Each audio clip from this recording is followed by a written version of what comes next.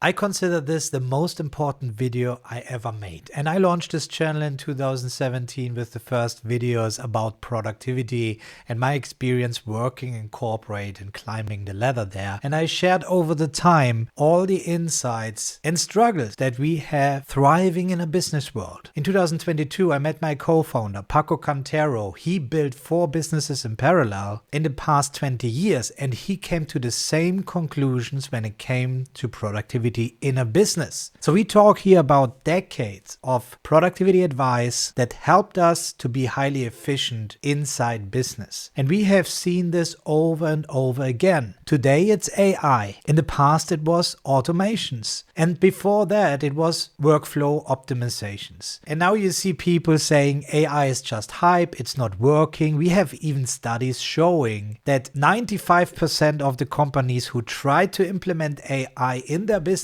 failed. And to me, this is much more worrying because it has nothing to do with AI, but with the fundamental setups in these businesses when it comes to productivity. And to me, failing of implementation of AI is just a reflection of the underlying business processes that are just unclear. And hear me out in this video, I will get step by step to why this is. And we have a lot of ground to cover in here. If you're one of the people saying AI is just hype, this might change your mind afterwards. And if you're already using AI to make your personal work more efficient, then maybe you want to send this video to anybody who just don't get the point about the potential of AI as a professional. I will break this video down into 3 parts. First, I will dive deeper into what I just claimed and explain why AI is failing to be implemented in the workforce and businesses. Then I will share with you in part 2 things that I leveraging AI on a daily basis and the return of investment related to money and time, which to me is obviously the proof that it's working. And in third, I will show you the basic setup of any AI agent to really make it work for you, which is directly connected to setting up any other team communication system too. And right from the get-go, I want to point out this is not Claude-specific. This applies to any AI that you might want to use, no matter if it is Gemini or any local models. It doesn't matter because we have to think in a tool-agnostic way about these problems. And once you get the understanding about this, you can use any tools you like. And by the way, that's something we taught since 2018. It doesn't matter what tool you use. If you don't understand why you're using the tool in the first place, it will never help you or your business to improve anything. And you will be always on the hunt for the next shiny object at what another person recommended to you. And that's what we are here for, and the ICOR methodology, to make you aware of the things that surround you at work and make you aware of this, so it makes it much easier to find the right tools to fix it. AI really helped me to remove the friction of the things that I just don't want to do and really focus on the things that I love to do, that I'm an expert in, and just offload the work about work. Let's dive into this. Let's start with part 1. Why AI is failing for individuals and businesses. I want to give you a very practical example, and in order to do this, I have here a Miro whiteboard open that I created in August 2020. This is where I was still working big corporate,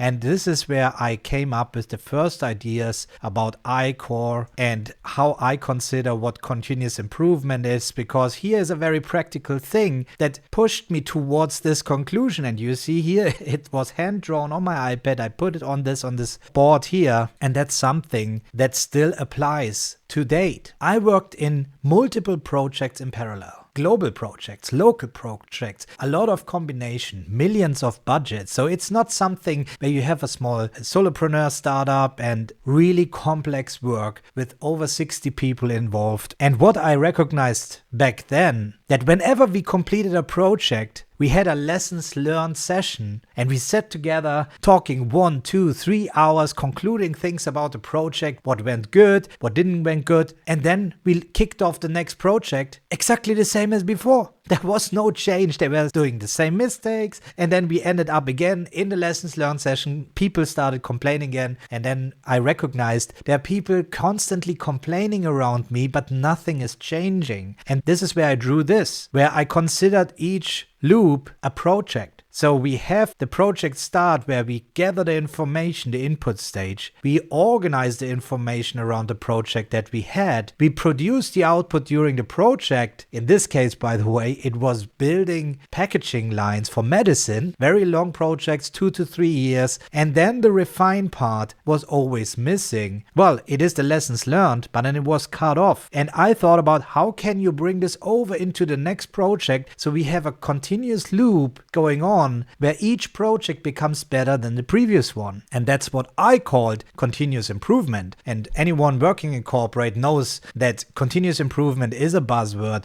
and you have to optimize your work and all these things. But if you're constantly just a firefighter, you have no time to improve things and you just stick to buzzwords and actually nothing changes. And this was to me the first conclusion that continuous improvement needs to be a positive feedback loop where everything improves the next time we start again. And this will remove frustration. And then I thought, why is this happening? And I was thrown into a project that I took over from another person who was leaving after 15 years. And they told me, yeah, you have to take over his work. And they showed me a slide deck where they showed his name there. And they said, you will do this and you will do this instead of him. So you replace your name with this. And I said, I think this is the wrong approach. By writing down a name on the slide who is responsible for this, you build up a bottleneck based on a human, on an individual. And if this guy leaves the company, as it was the case in this moment, everything fails due to one single person. And I was shocked in big corporate that something like this can happen. And obviously over the past decade, I learned coaching many businesses worldwide that this is industry independent, company size independent. These issues happen over and over again. And what I did back then, I said, I'm not doing any of what you're telling me. Instead, I sat down and I created this map. As you can see, this map was also created in 2020. So this is where you see there was directly the frustration. This was the birth of ICOR as we know it nowadays. And this is a real practical thing. I was taking over a team back then with 5 people. One guy coming back from burnout after 1 year. Another guy was away with a heart attack. And this was the kind of environment I was working on and my responsibility for people in there. So the pressure was on. And then on top, as a team leader, I should take over project work from a guy who just left after 15 years. So this map didn't exist in this company yet. And I sat down, I said, I'm not doing all these things because I have no clue what this guy was doing. I have to wrap my head around what the scope of this project is. And I mapped this out. The first things that I understood so far, I laid out on a map. Then I went to the different departments, engineering, quality assurance, the project manager, and so on. And we sat together and we stick together the different pieces. So you see the big boxes and these are different departments working. And then I laid this out and we met again. And then I proposed, look, there are parts in this project that can perfectly run in parallel, which was previously just sequential. There's a lot of things where if the departments directly would do the work, the whole work would be much more efficient. There's much faster handover than actually having one single bottleneck of one person going away. And it's not only a bottleneck, the thing is just also not scalable. And this guy was taking on more and more projects and he was always constantly bottlenecked. And we realized this single person was doing all this and all this for himself. He learned this in the past 15 years because he had to wait for people. So he was ambitious and he learned so many different things that helped him to move fast, which in the end ended up that he is the most important person there. And that's what changed the moment I created this map, because we ended up with, first of all, I didn't do anything in this project in the end. My team took over this single arrow here. So I first broke it down to this box here where I said, okay, I see my team doing this.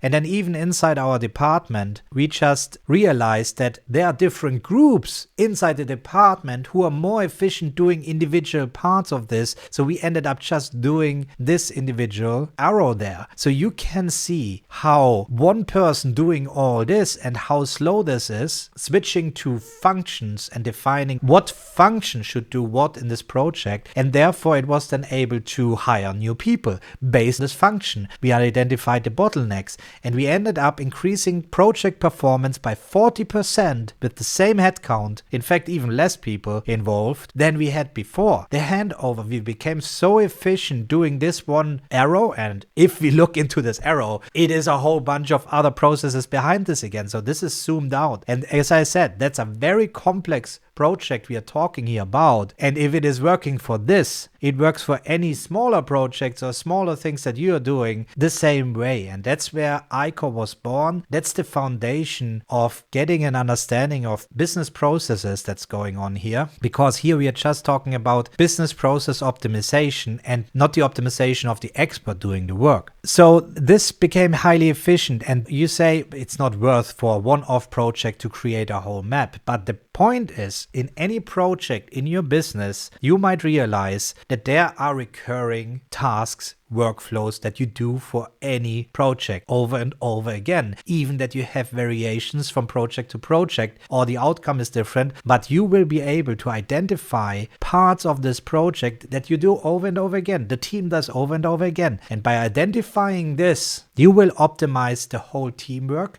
and the whole business work. And this is the crazy part here, because back then there was no AI. I wasn't allowed in pharma industry to use any automations or anything like this. This was just human work optimization. And this allowed me then to provide the right numbers to the leadership, to the management. People got fired left and right, and I saw it is based on wrong conclusions, based on the wrong KPIs. And back then I kept saying KPIs like watermelons, on the outside green and the inside red, we don't do us any favor if we force the things to make the numbers look green, because then the wrong decisions are made in the next level, and then we complain again about the management. That's why I always told my team, never blame the management. It's on us to provide the right numbers to them so they can make the right decisions. So on the side of this is now project work that I was involved in, but at the same time my team was doing operations in this business. They've been constantly behind. The management was complaining how slow they are. At the same time, they started firing people in operations because they thought the budget is too high for operations and all these things. But nobody actually ever tracked on how many projects my team was working in and involved in.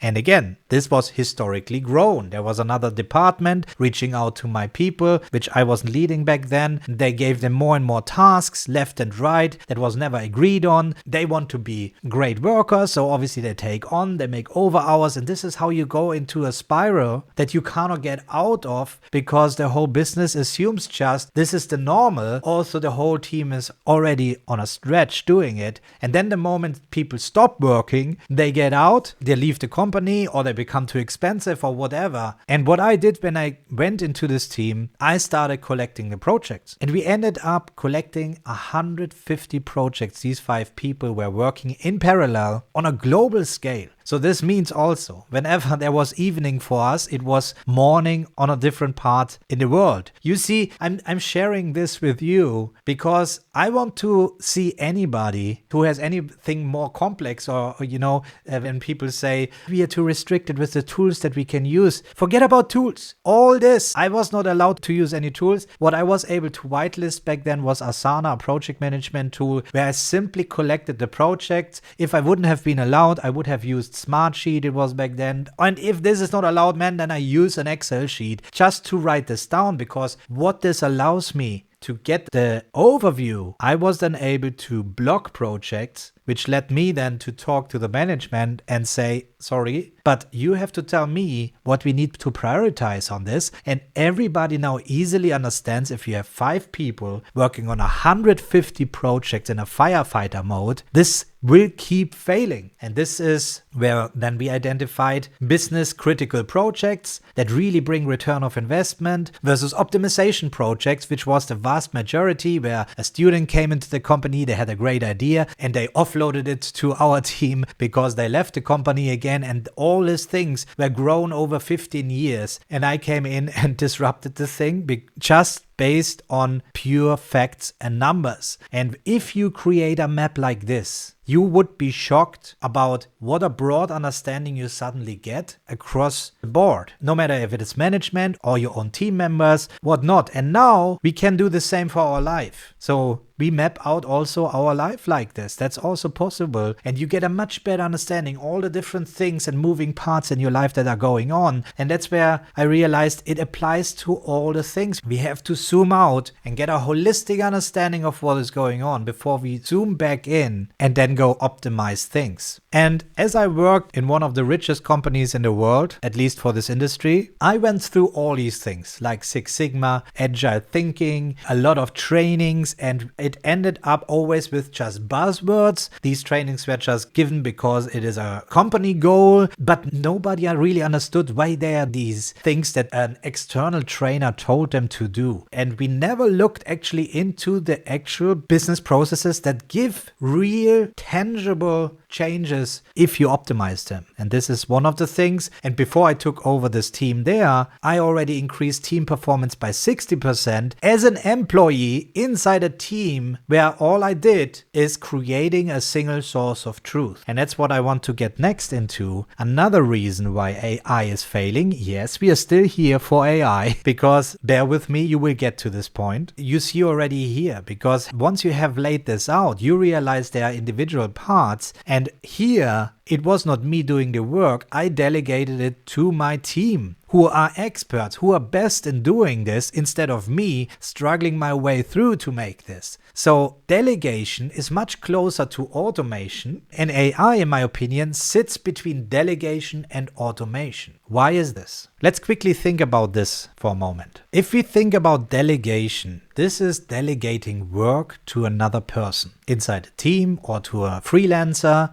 You name it. In the end, I'm handing over work to a different person. And this is again where people struggle. Solopreneurs, it's the best example. If you see creators on YouTube and they become famous and grow very fast with the idea they have, they think they need to hire now people, and now they have 5 people around them and they want to delegate work to them, but then they realize they have no idea what they should actually hand over to these people. So they constantly end up in meetings talking about a lot of things, and I will show you in a moment what this looks like. But this is the problem with delegation. So this is handover to a person. Automation was in the past always something that is very repetitive, that has no variations in there. So you were able to create automations with a vast amount of tools. It was developers doing it, and you had the no-code solutions like Make.com and Zapier and so on. And that's something I used a lot when I launched the paperless movement business and now myICOR. I had no need to hire people because I automated so much in my business, because I was able to identify the repetitive work in my business. And AI, people think now it is equal to automation, and it is not. It's also not better than automation. In fact, it sits right in between there. Why is this? Because if you give AI the same input, you will constantly get a different output. You can ask AI the same over and over again. You can give AI guardrails, you can give AI instructions and all this, and yet you will see there's always a variation in output. This is not happening with automation, because this is based on pure code and mathematics, while here we cannot predict what's really coming out, so we cannot ensure the outcome will be always the same. And this is one of the reasons why people say AI is not working. It cannot help me. However, it is actually an advantage that there is a variation here, because automation was always prone to fail,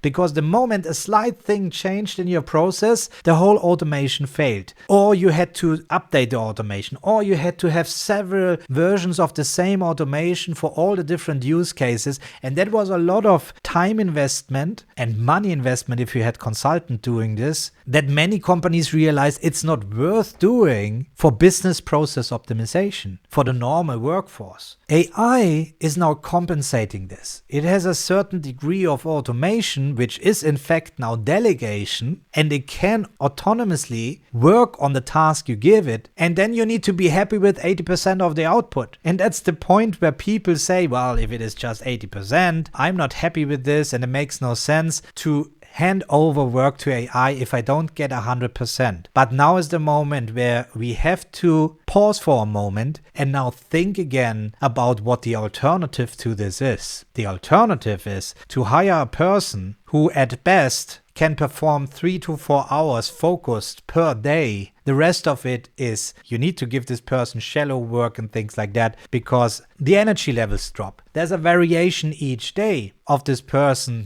had a hangover from the day before maybe, or, some issues in a private life, or suddenly drops out because there's an urgency or something like this. So the consistency of 80% output of a human being is much less than having AI. So even if people say, but you rely too much on Claude or on Gemini, what if these servers go down? Yeah, then in my case, a whole team of AI agents will go on holiday for the time until they are back on. But here, I was relying on one person, and if this person dropped out, then other people kept working or compensating for this. However, this is only possible at scale. If I'm a solopreneur and I hire a personal assistant who works along with me all the time, and I did this too when I started the business, and the output, again, the type of work that you hand over, I would say it was at 60% quality that I received back, and I had to always come up with the remaining 40% doing it myself. We had so many CEOs and successful people who say, I'm overwhelmed, I'm hitting a ceiling constantly, I'm hiring now a personal assistant, helping me to manage my calendar, helping me to make my task list and so on, give me prioritization. This is where we always want, because these people hire another person and then they realize they just added another layer of communication on top of the things that they had in their mind previously. Things that they're not cautious, that they are doing on a daily basis, that they don't need to talk to somebody to organize the calendar and things like this. Now they had to communicate with this person. So there was a constant back and forth on, okay, is it worth making the schedule this way? Yeah, okay. And then this person drops out and then the 4-hour work week. Maybe you read this book too. Sounds exciting that you had a bunch of people on Fiverr and some people in Philippines and cheap labor and so on. And you can just sit on the beach and enjoy life. This is a lie if you don't know how to optimize and also compensate for any dropouts of these people. Otherwise, your business just stands still. And if you consider this quality of work compared to AI, it's already improvement. So, because if I consider one person costs me, let's say this person works full time and it's just doing, administrative work, and let's say it's really cheap, okay? And I'm not even talking about all the additional things that we have to pay on top of. Let's say it's $2,000 per month for 60% output for a person who works 5 days a week and only half the day really focused where there's really good output, and I pay $2,000 for this, and I consider here getting 80%. And let's not be unfair, because I see people already in the comments, how can you say that? Let's say both give me 80% output, right? And I consider here that I pay for Claude $200 per month, and I just have one specific use case that this AI takes away from me so I can focus on my expert work. These numbers no longer match up. There's no excuse anymore. And this is where people start warning of the huge job loss that is happening. And that's where people are not aware. I see people out there, even productivity gurus, who say, don't worry, we have time. The AI is just hype and so on. These are people who have no idea, first of all, what AI is already capable of autonomously inside your business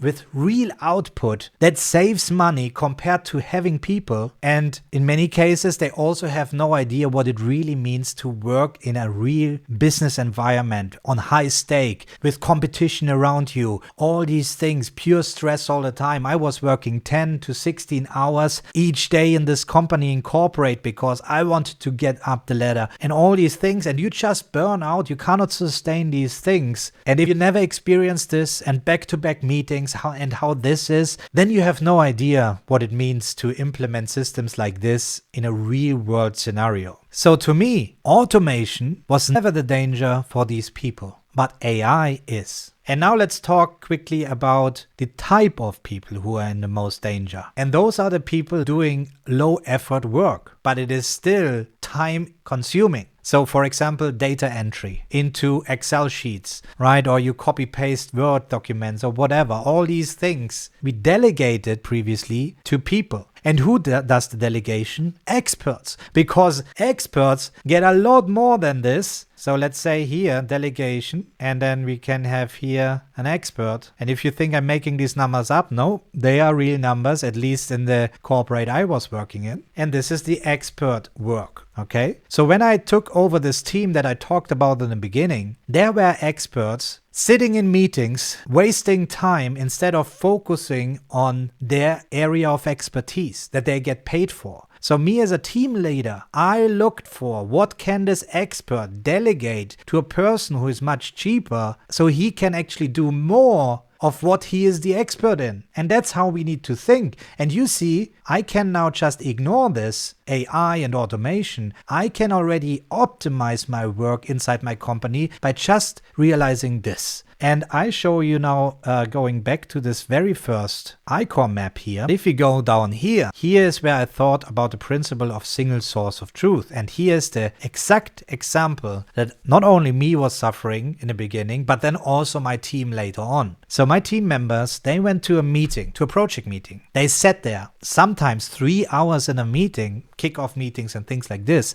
And we're stuck in a meeting where they could have done their work they get actually paid for. Afterwards, we had people in this business sitting in a meeting just taking meeting minutes, which weren't even experts. This is what we just talked about delegation. There was the wrong thing actually delegated to another person who is not an expert, trying to take summaries and meeting minutes out of this meeting, who sends then an email to the experts what was concluded, which was half of the thing was wrong, because obviously the person taking notes never had a clue. So these experts had actually their paper notebooks where they wrote down those things. So what happened here? Obviously they archived this email immediately because they just had this meeting. So why should I look it up? Then 1 week later, thousands of emails later during a week, and I'm not joking, this is real life in corporate. And go into the comments and share with me if this is you and you know exactly what I'm talking about. This person already forgot what was said here. Nobody looks up this email because if they start searching, they are overwhelmed anyway. So they reach out in a direct message or calling this other person again who just was in the meeting, asking for the questions. There's a back and forth and arguing until 2 weeks later you have exactly the same meeting again that you already concluded 2 weeks ago. And this is not something that I made up here. As I showed you, this map is from 2020 and I was just mapping out my experience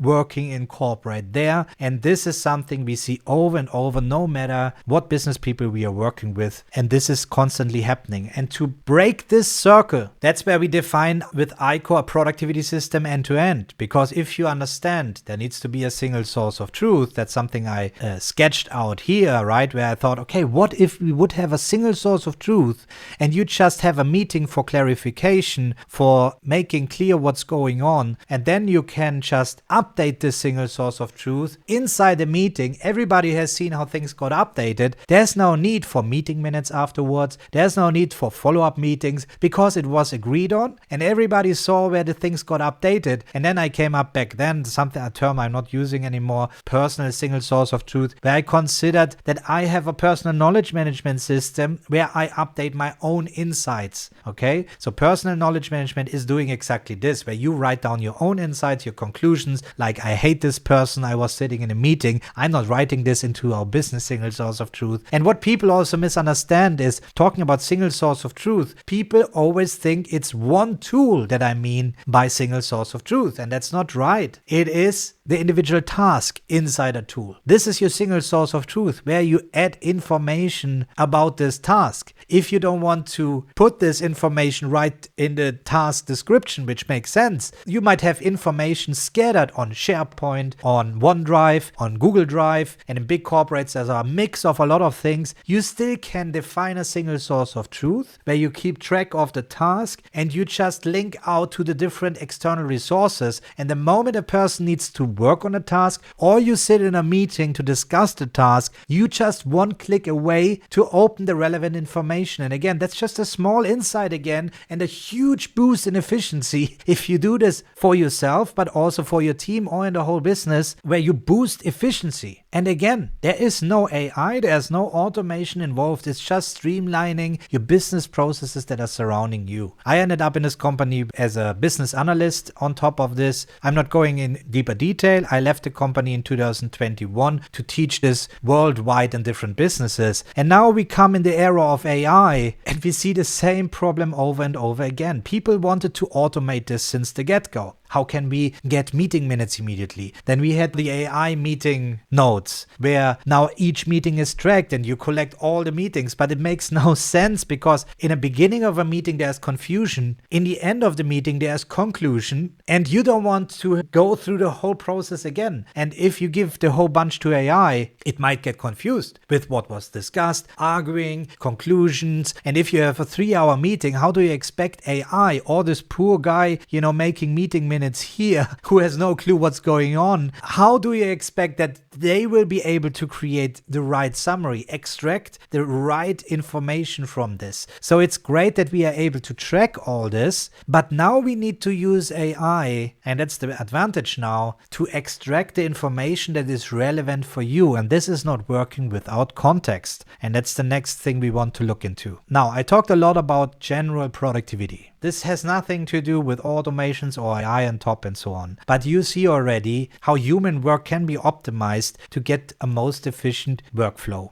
going. This is business processes, meetings, but this applies also to production lines and all these things. It's the same thing. Now, we talked about delegation. We talked about if you don't see the worth delegating this work to a person with $2,000 per month because you say, this is so much money, $2,000 per month, and you don't realize, but if the expert needs to do the same work, it is $20,000 per month, and you make the calculation, obviously it's just partial. So you will see if this guy works half the month on just work about work, it's $10,000 per month. Now it's worth offloading for $2,000 per month. And the same applies for AI. People always expect they hire a personal assistant or anybody helping in the business, and this guy needs to do everything now correctly. And it's impossible because we have experts and we have people supporting these experts, and that's how you need to see AI. And that's why we believe instead of forcing in your business AI to the people and say, okay, everybody's using AI now, we need to use AI too. Here you get a subscription to Claude or whatever, start using it. They will fail because most of people in business don't know what they are doing the whole day. They're just doing what they are told to do, and then they complain about if you keep switching and many things. So if there's a lack of clarity what people need to do in your business already, and there are people complaining, this is not only prone for toxicity and downward spiral, it is also failing with any type of automation or AI. What we think instead is education for these people. First of all, how they build their business processes and understand what they're working on a daily basis. And then the team leader should be clear, first of all, what the team is capable of, that they are not working 100% of the day, but only 50% because energy levels. And if there's a lack of clarity of business goals and the projects that result out of this and the tasks that result out of these projects, this is again part of ICOR, then you will never get to the point where AI will work. And this was always the case for any type of productivity tools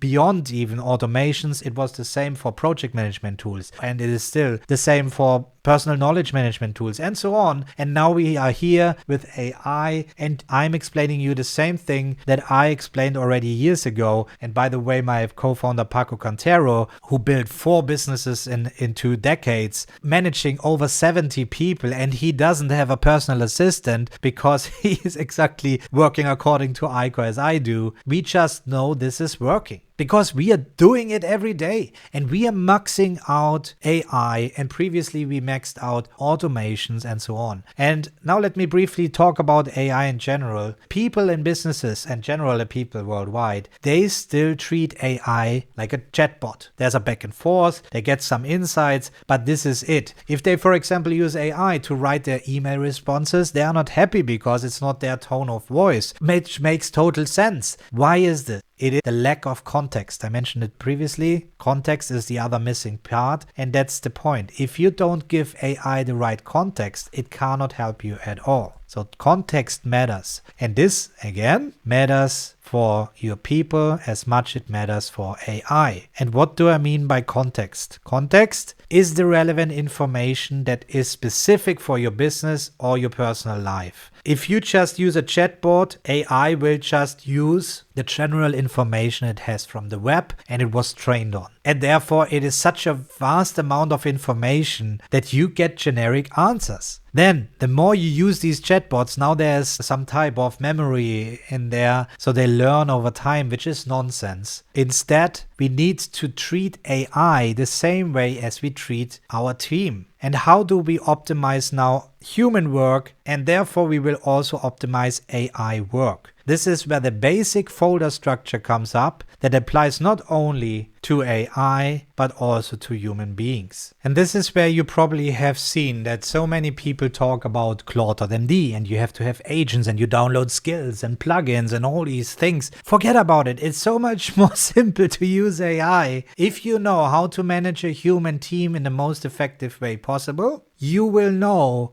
how to build your AI agent team. And I will show you now the basic structure, and then I will talk about the examples that I'm leveraging AI on a daily basis in our own business. So we have a folder, let's call it PKA. PKA stands for Personal Knowledge Assistance. You might know PKM, Personal Knowledge Management. We think now it's the new era of PKA, Personal Knowledge Assistance. PKM was always a manual work to do to manage your knowledge. There was just a slight layer of automation it was possible, but in the end, to connect the information, to link the different insights, you had to do these manually, and you had great tools already with the launch of Rome Research back then. Notion was the next one, Obsidian came up, and you learned about backlinking and how to connect your information. But all this was manually done. Now we entered a new era where AI takes over this management of linking the information together, and that's so powerful because this alone is just worth to me $200 per month for the Claude plan, but I see many, including my father, who's running on the Claude Pro for $20 per month. He's leveraging this too. It is really something you need to understand what you need to offload to AI that makes it worth it. And knowledge management is one thing out of this. But here in this video, we don't talk about just personal knowledge management. We talk about real work operations that AI can take over, and yet it is still based on these principles that I show you in this folder structure. So in this folder, we have subfolders, and these subfolders are owner's inbox, team inbox, and then for this video we call it AI team inbox to be clear that this is just for me personally as an expert leveraging AI, delegating work to AI to do the work for me instead of a human being. So that's why I keep using PKM, because work, this is my personal work area and I'm not sharing this with the team. I'm just optimizing my own work the same way other experts organized and optimized their work already previously. BKM, which is business knowledge management, and in here we have subfolders, and these are just examples to start with. SOP, standard operating procedures. If you don't have this in your team and people constantly reach out to you asking for information and how to do things, and you say, man, I told you already for the 6th time how this is done, why do you still ask? Well, maybe it's time to create an SOP for it or work instructions so this person will never reach out again. Then the general knowledge, like the business identity, but also the expert knowledge, right? Let's actually say expert knowledge, which is your own knowledge, right, in this example. And I think we can keep this. We could now talk about workstream and so on, but we want to keep things very simple, and this will go already a long way. Then we have a folder team, and in this team I have 2 agents I call Nolan, which is HR, and I have another team member called Pax, who is researcher. And on top level, there's a file called Claude.md, who is Larry. And those who follow my channel know what this means. Those who using Claude know what Claude.md is, but it still applies to any other AI model too. In fact, it is just a formatted text file. That's just the explanation of the identity of the AI agent working for me. So this is the root agent who is just an orchestrator delegating the work that I put into AI team's inbox or that I provide through the chat and understands who is in our team to work on these tasks. I will show you in a moment how this looks in my own business. But this is essentially the basic setup. So you see here, why is this a HR agent? Well, this is now the perfect setup for scaling your AI agent for any kind of work that you might consider that is needed. So this Larry knows that if there's a task that nobody inside the team box can work on, he will reach out to Nolan, and Nolan will reach out to Pax to research for the best person possible to do the job. So they research for real experts worldwide who are best in doing this and what are the different key indicators that make them the expert in their field, and then they hire it, which in fact is just creating a new folder in here with a new expert, and then Larry can actually delegate this work to this expert. And maybe you see it, this is how you would work in a business too. If you have a specific use case nobody in the team is capable of, but you see it's crucial for the business that you do this work in your business, you look out to hire somebody who can do this work. And this is exactly how you do it. So once you hire this expert, in order to make him stay aligned with how things get done in the business, you have SOPs. So this is where all these AI gurus out there overcomplicate things with prompt engineering and skills and so on. No, you just need to have a simple file where Larry knows that he needs to look up the team roster to understand who is in the team and what are their expertise. Is there anything who could do the job? If they call Nolan as the example, for example, he needs to hire somebody, he looks up the standard operating procedure, which is in here, to know how to hire somebody, that there needs to be a folder created for this new expert, how the expert needs to be written, how Larry needs to know about this new expert, and so on. All the things you don't even need to think about, because Larry will do it for you and the different experts too. And this is where you grow these folder with the different SOP for these experts. And all this is readable. There's no code involved. If you have this already available for your team, you can leverage this now to train your AI team to get the right context to do the work in the most efficient way possible. And this expert knowledge or company knowledge, this is the general knowledge. So why do we have this extra folder and we don't provide this to the experts themselves? Well, because maybe two different agents need the same SOP. You don't want to have duplicated information in these different folders. Guys, this is something we teach for decades.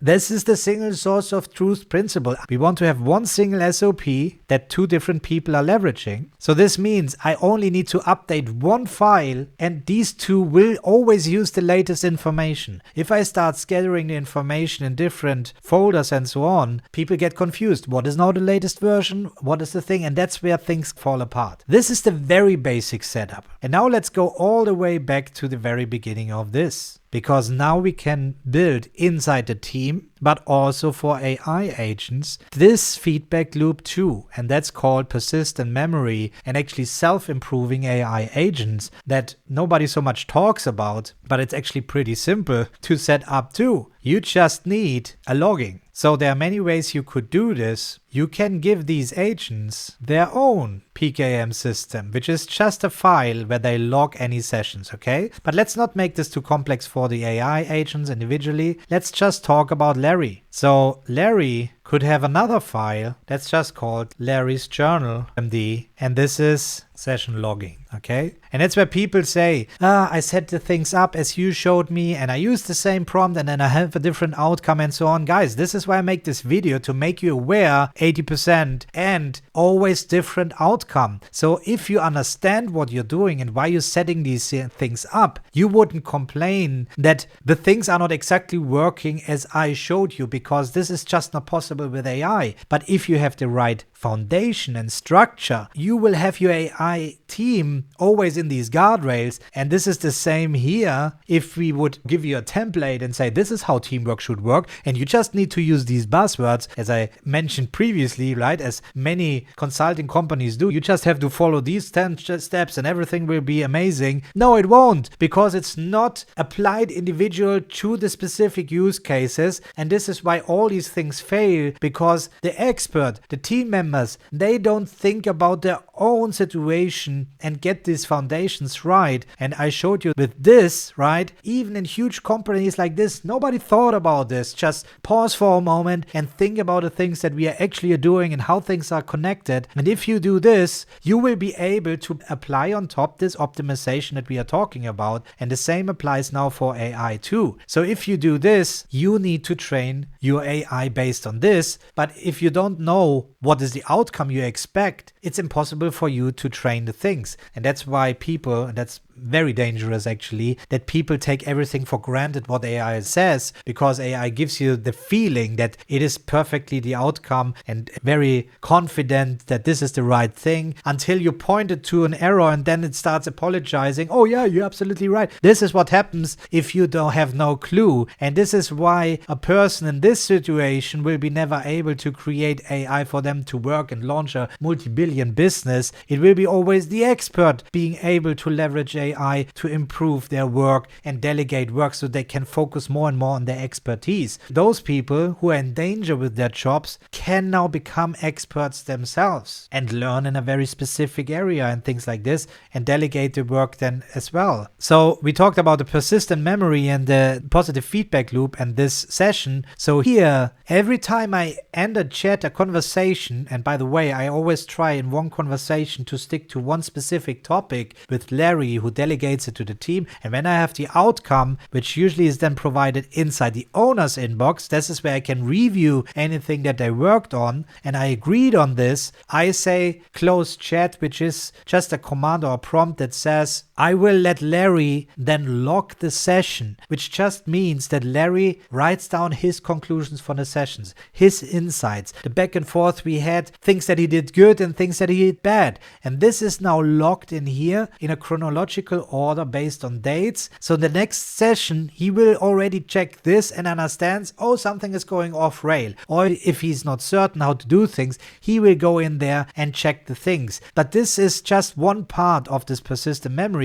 because this expert knowledge and more folders are in here where you expand the general knowledge available for the whole team over time. And this is how you grow the expertise of each individual AI agent too. And this is how everything self-improves with each session. And you see here, this is just local folders. There's no mention about code. There's no special things going on now that you need to download something from GitHub or anything like this. And I showed you already in another video how simple this is. And I give monthly workshops where we build this from ground up too, if you're interested to follow along live with this. And this is the basic structure of any agent team that I would build. And before we now end the video, I will show you now this in action with my own team. And in order to show you that this is really just based on folders, I show you the folder of my Larry version that is working inside the myICOR business. And this looks a lot more complex than the folder structure I showed you, but this is because it's grown now for several months, where I extended this over and over. It started with the simple principle that I showed you here, and then you will realize that you can expand this more and more over time. The important things here is, you see the BKM, you see a Claude.md. If I open this up, you see here identity Larry, the smart fox, and now why it is a fox. Well, for those who don't know Larry yet, you'd go to our website and you can go to team, and on this page you see the whole AI agent team that is running in our business and helping us on a daily basis. And you see on top there's Larry, the orchestrator. You can even go in there and he, see the insights, who he is. He has his own identity and so on. All this is not essential, but I like it to be more connected to these agents, and I know perfectly who I need to reach out to and and who Larry is reaching out. And if I'm now looking in this is Larry essentially. It's just this file here who, if I launch it, identifies. He knows the team architecture. He delegates the work. He knows, what he should never do, that he should never work on these things. He always should delegate work. If this is not possible, he should reach out to Nolan to hire more people. And if we open up now the team here, you see there's a lot more than Nolan and Pax. But you see here is Nolan and there is Pax. These are the two core agents together with Larry who expanded this list of team agents to work on different things. So an example is Iris. She knows all about our brand design. Now you can leverage this so we can actually have Pixel to create thumbnails based on the brand design. We have Charter who is able to create infographics and so on, who are all based on this brand design. And this is why all these things don't look generic. In the BKM system, they have access to a lot of references, right? Where I said, hey, keep this in mind. For Charter, for example, in BKM assets, here diagram references, and here you have negative and positive. So this is something they created that I didn't consider good. Also, I think probably a lot of people would say this is good, right? But there's also instructions why I don't consider this good. And then in positive, these are the things that I say, okay, these are positive examples. This was not pre-created. This was created by Charter, by my AI agent. And I said, save the positive and negative in the BKM system for later reference. And now she always can go back here to the references. I told you about the logging system, right? That they log their sessions and get their insights. But I go one step further. There's actually QA agent, quality assurance, who will always double check the work of the agents, what they have done. So she has a general understanding about the rules and guardrails. And whenever, for example, Charter created a new diagram, Vera will go there and double check if this is what we need it for. So there's a feedback loop before it even reaches my owner's inbox. And here's the owner inbox. There we go. And here's an archive. See, whenever I close a session, all the things that I had in the inbox get archived in this archive. And you see here, there's a lot of things that we did, guys. This is going all the way back to February. This is all in the owner's inbox and it is archived as a history, but it's not only archived in here. Whenever there was something necessary for the team, it got extracted and expanded the business knowledge management part here. And here are just working documents that are still there. And this is the owner's inbox. And then here in this case, it's called Larry's inbox because I just need to share it with him and he will delegate it to the team. It doesn't matter in the end. It's not about if this is Larry's inbox or team's inbox. It's about giving it the right definition what this is for. It's not the name. It is the functionality behind this folder that you need to provide to the team so they know how to leverage this. And then you build this over time.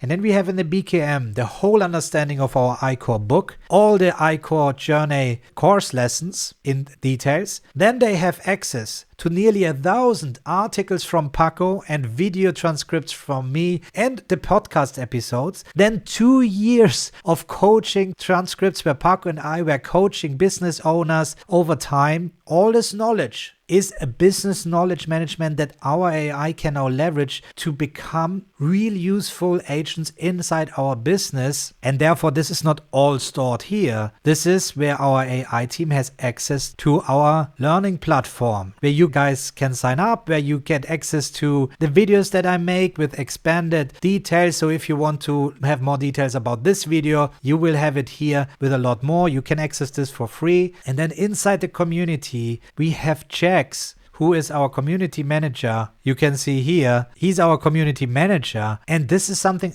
I trained him over time. He creates the announcement. If there is anything new, he writes the announcement. He has the connections between the different things. And now he is actually called by so many members. They prefer to reach out to Jax because they get instant response. And he is so comprehensive in this because he not only points people to the right articles and videos that help them to move forward, but also different conversations inside the community that are relevant for the specific conversation.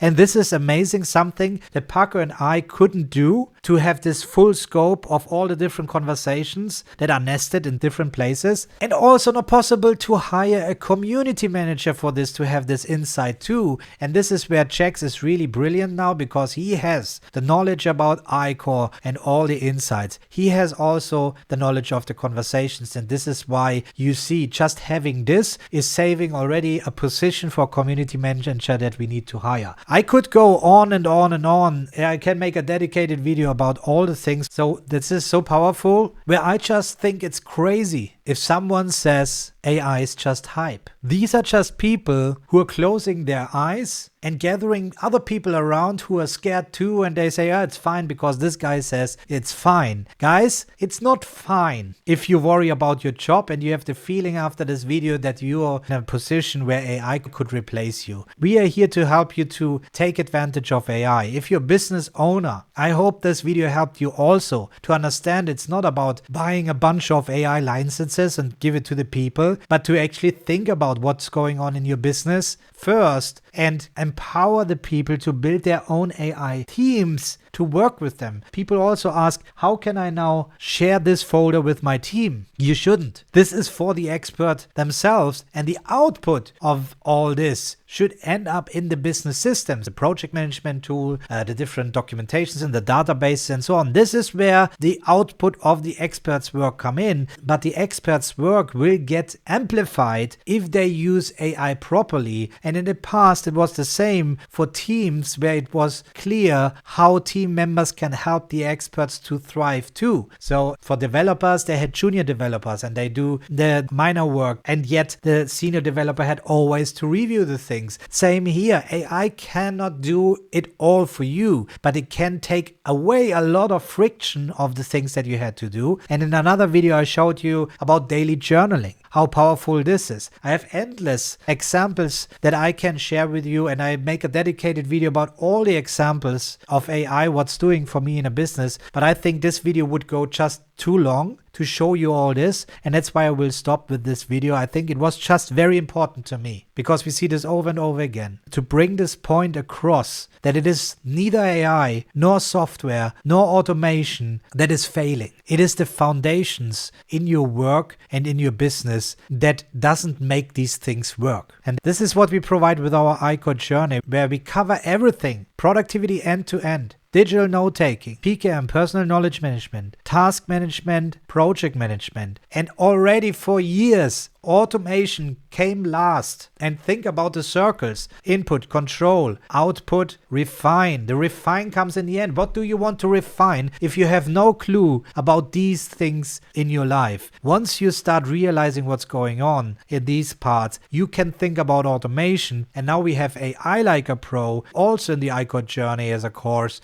that help you to thrive in AI, which is also last. So we have so many people joining each day, so we are so thankful. When we go to members, let's see, man, we are reaching 4,000 members already. This is amazing. And we have all these people joining due to AI, due to the AI videos that I make. But once they come in, they realize, oh my God, there's so much more that I need to learn. And now you think, but I don't want to learn all this. Now the thing is, you will see the moment you realize about single source of truth. Where do you take notes? How do I retrieve information? How do I manage my day? How do I plan out my day to actually achieve my goals? And all these things, you will speed up your work so much before you even think about automation or AI. You will close friction, you get clarity, you finally feel fulfilled in the end of the day, because you know this is exactly what I planned out and that's what I achieved, and I can compensate any unexpected events. And I showed you in the beginning of the video all the experience that I went through in corporate. Our co-founder Paco Cantero with multiple businesses. This is a business proven methodology based on general wording. What is a goal? What is a project? What is a task? If you start the first session in the ICOR Journey, digital note-taking, the first lesson is, what is a note? People consider they know what a note is, but they don't. And that's why we have the growth assignments here, where each lesson has a growth assignment, and that's the uniqueness to this learning platform, because you can go through the whole ICOR Journey just answering these questions, and you get so much insights out of these questions to understand the gaps in your your productivity system end to end. So that's why we always recommend that you go through this journey with all these questions answered, and then you perfectly know how to go back and see, oh well, there's a gap, and now you can go into the vertical content, which has a video, a TLDR, to really get you up to speed. But then you can really dive deep, because these lessons are really going deep into each concept and workflow that we are teaching. And this is where you can really master productivity end to end, which will take time. But if you focus on the gaps, you will speed up along the way. You don't need to stop working. You will keep optimizing. I was in a high stake environment in corporate, and I had to build the plane while I was falling. And this is what all our people have. That's what Paco and I need to do in our own business constantly. We are all in the same boat here. And this is why this community is so amazing, with our weekly coaching sessions where you guys come in. And it is just amazing to talk about exactly what I just shared today with you. And if you're interested to join us, you can join for free. You can have the ICOR Journey Kickstart course that gives you the insights, and you have access to all our additional learning resources for free. So feel free to join us. You're always welcome if you're not a member yet. And one more thing that AI does for our community is the events recordings. We talked about the meeting minutes, right? So if we look, for example, on a simple weekly coaching session, how many people of you been in coaching sessions and you might get access to the recording or the transcript? This is where we put it a step further again. We not only have the transcript, we also have a comprehensive summary below, and this summary has timestamps, so I can always click on this timestamp and it comes to the position in the video. And there is also, I can filter by questions. It identified all the questions. I can quickly jump in the section of these questions. It also identifies the different tools, so it jumps wherever we talked about Obsidian. Boom, you can watch this here. So this is where AI thrives too for us, because this is impossible for a human to go through this without hiring a dedicated person just doing this each week. And then obviously Chex is aware of this and points you to the right sections. So this goes a long way. This is where we really see now how people are able to leverage the knowledge that we gathered over all these years inside our community too. Guys, what a video. Very intense. I think it was a bit different from what I shared in the previous videos, but I think it was a really crucial video to share with you, so we really get a different perspective on this AI hype. It's real, it's happening, it's changing, and it will just accelerate. I don't want to make you afraid. When you know what's going on and how you do it, you will approach this differently. There's no need for fear. There's just need to be prepared and to leverage the things that are already surrounding you, instead of closing your eyes until it's too late and then you're constantly in reaction mode because you missed out. And that's what we're here for. And if you want to dive deeper and you haven't watched my previous videos, ensure to subscribe to the channel, and I catch you up in the next one.